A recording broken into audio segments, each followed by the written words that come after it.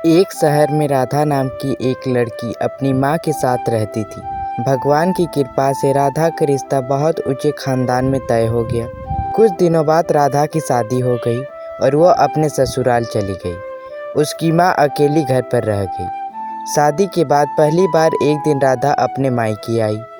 राधा की माँ ने जब राधा को देखा तो उसका मुंह खुला का खुला रह गया। राधा किसी महारानी से कम नहीं लग रही थी। महंगी साड़ी, महंगे जेवर देखकर राधा की माँ के तो होश ही उड़ गए। उसी वक्त राधा की माँ ने राधा को गले लगा लिया और कहने लगी, क्या बात है, तुम्हारी तो किस्मत ही चमक गई, एकदम महारानी लग रही हो। मैंने सोचा नहीं था कि वे लोग तुम्हें इतना कुछ देंगे। वैसे अपने ससुराल से क्या लाई हो मेरे लिए? तभी राधा ने कहा, माँ, वैसे तो मैं आपके लिए कुछ नहीं लाई हूँ, लेकिन मेरे सासू माँ ने आपके लिए मिठाई भेजे हैं, ये लीजिए। ये बोलकर मिठाई का डब्बा दे ही रही थी कि उसकी माँ ने कहा, मिठाई का मैं क्या करूँगी, मेरे लिए भी कुछ नई नई साड़ियाँ ला देती होने से। वैसे भी मेरे पास एक भी ढंग के कपड़े नहीं हैं। पड़ोस में जो चोपड़ा साहब है ना, उसकी बेटी की शादी है एक हफ्ते बाद। अगर मैं महंगी साड़ी पहनूंगी तो कॉलोनी में मेरी इज्जत बढ़ जाएगी। आज जो साड़ी तुम पहनी हो उसे यहीं छोड़ जाना प्लीज़, मैं उस दिन पहनूंगी इसे। जाते वक्त मेरे अलमारी से कोई भी साड़ी पहन ले। राधा ने कहा, नहीं माँ, ये साड़ी मैं आपको नहीं दे सकती।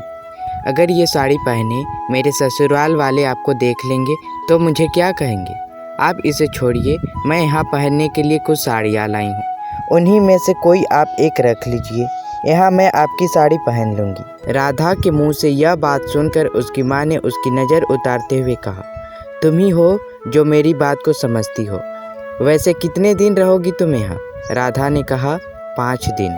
5 दिन सुनकर राधा की माँ शॉक्ड हो गई और कहा, 5 दिन?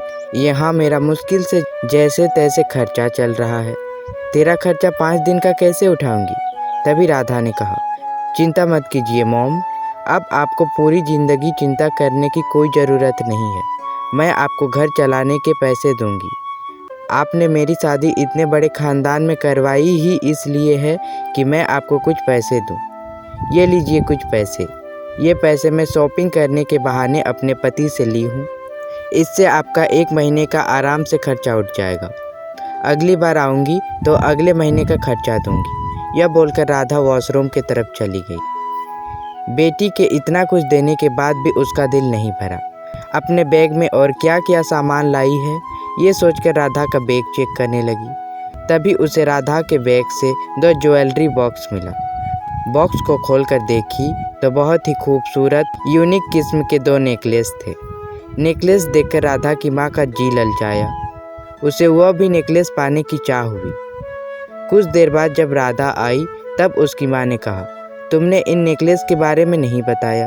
तभी राधा ने कहा, माँ, मैं तो नेकलेस नहीं लाई हूँ। तभी उसकी माँ ने कहा, अब अपनी माँ से झूठ बोलोगी? ये क्या है? ये बोलकर दोनों नेकलेस राधा को दिखाई। नेकलेस देखते ही राधा ने कहा, ये मेरे नहीं हैं, ये तो मेरी ननद मीरा के नेकलेस हैं। मेरे बैग में कैसे आए? किसी ने गलती से इन्हें मेरे बैग में डाल दिया होगा। माँ, इन्हें बॉक्स में रखिए, मैं अभी ड्राइवर को फ़ोन करके बुलाती हूँ। ये नेकलेस मेरे ससुराल ले जाएगा। मीरा इन्हें ढूंढ रही होगी, मैं अभी घर में फ़ोन करके कह देती हूँ कि नेकलेस यहाँ है। यह बोलकर राधा अपनी ननद मीरा को कॉल कर रही थी कि उसकी माँ ने रोक लिया और कहा, नहीं, तुम फ़ोन नहीं करोगी, ये अब हमारे पास है, मतलब हमारा हुआ। ये मीरा के नसीब में था ही नहीं, यह तो मेरे नसीब में है, वरना ये तुम्हारे बैग में कैसे आते। अब इन्हें मैं रख लेती हूँ।